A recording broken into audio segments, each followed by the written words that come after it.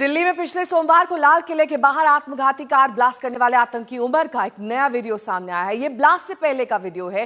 हम आपको ये वीडियो दिखा देते हैं जिसमें उमर दिखाई दे रहा है। Presumes that he is going for sure die at a particular place at a particular time. He goes against the presumption that a particular is going to die in a particular situation. It's not, we don't have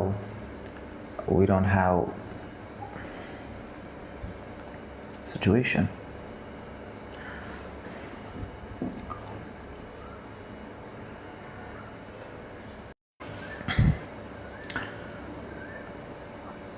One of the very misunderstood concept is concept.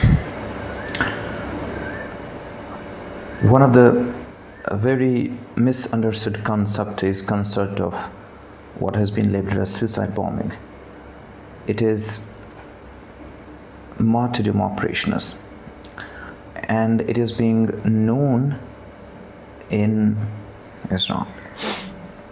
There are multiple contraindications, but there are multiple arguments that have been brought against it. Martyrdom operations. When a person Arvind ओझा मेरे सहयोगी जुड़ गए हैं तमाम जानकारी के साथ। अरविंद, कई सवाल इस वीडियो से जुड़ते हैं। ये वीडियो क्या उसी दिन बनाया गया जिस दिन उमर ने धमाका किया? इस वीडियो में वो क्या कुछ कह रहा है? किस मकसद से ये वीडियो बनाया गया और कहां पर बनाया गया? देखिए, सबसे पहले ये क्लियर कर दूं कि जांच एजेंसियों के पास ये वीडियो है। ये वीडियो कब बनाया गया इसकी जांच अभी की जा रही है, लेकिन ये वो आतंकी है जिसने लाल किले के बाहर फिदाइन हमला किया और फिदाइन हमले को अंजाम दिया, और इतना शक्तिशाली विस्फोट था जिसमें 14 लोगों की नेहा मौत हो चुकी है। इस वीडियो में जो आतंकी उमर है, उमर नबी, वो बाकायदा जो फिदाइन अटैक है उसको जस्टिफाई करता हुआ दिखाई दे रहा है।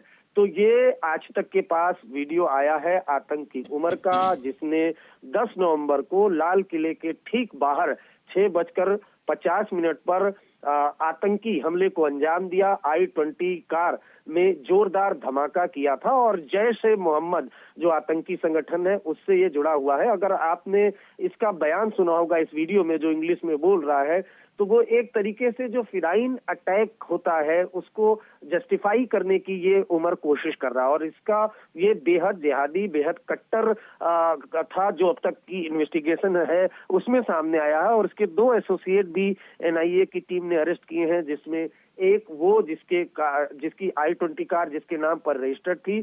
कल एक को जम्मू कश्मीर से अरेस्ट किया गया है जो ड्रोन बनाने में इसकी मदद कर रहा था और हमास स्टाइल में आतंकी हमले करने की भी इनकी प्लानिंग थी। तो ये जो मॉड्यूल था ये बस्ट हुआ और इसकी वजह से एक बड़ा आतंकी हमला वो नाकाम हुआ, लेकिन उसमें उमर जो है वो फरार हो गया था। और आप अंदाजा लगाइए नेहा कि उमर फरार है, एजेंसियां उसको तलाश रही, उसके बावजूद भी ये 10 दिन तक एजेंसियों को चकमा देते हुए ये लाल किले के पास आता है और फिदाइन हमले को अंजाम देता है। अगर ये वीडियो आया है आज तक के पास, ये नया वीडियो है आतंकी उमर का, जिसमें अगर आप देखें तो इसके बयान, हम कहेंगे कि ये फिर से अब बयान सुनाएं कि इसमें वो जो फिदाइन अटैक है उसको जस्टिफाई करने की कोशिश कर रहा है, उसमें ये सब कुछ एक्सप्लेन कर रहा है।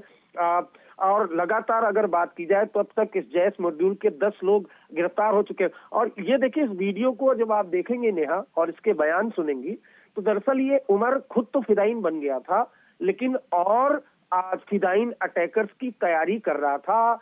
जम्मू कश्मीर में कई लोगों का ब्रेन वॉश इसने किया और उनको ये कहा था कि तुम्हें फिदाइन अटैक करना है। कई लोगों ने इससे इनकार कर दिया था, लेकिन इसके आतंकी मिशन से वो जुड़े रहे। तो ये आज तक पर जो आतंकी उमर है, जिसकी हमने कई तस्वीरें दिखाई थी, डॉक्टर के भेष में भी दिखाई थी, 43 CCTV दिखाया था, अब इसका वीडियो सामने आया है जिसमें वो इंग्लिश में बात कर रहा है।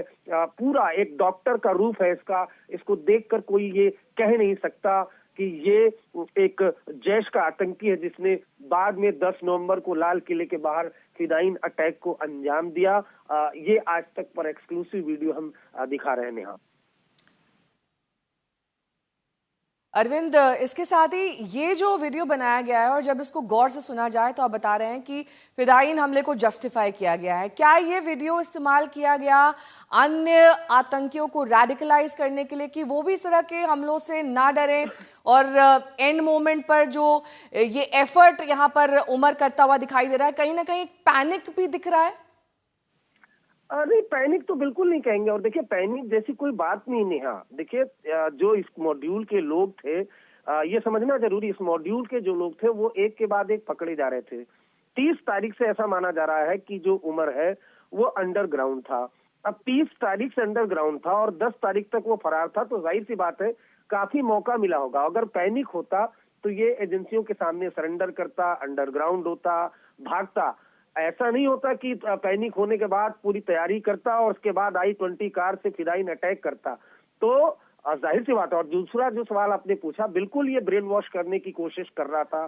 तमाम अलग अलग सेमिनार में जाता था जहां कई डॉक्टर्स होते थे, और जैसा कि मैंने बताया कि एजेंसियों को ऐसे कई लोग मिले हैं जिनका ये लगातार ब्रेन वॉश कर रहा था। ऐसे एक शख्स को, दानिश नाम के शख्स को कल जम्मू कश्मीर से एनआईए ने गिरफ्तार किया है।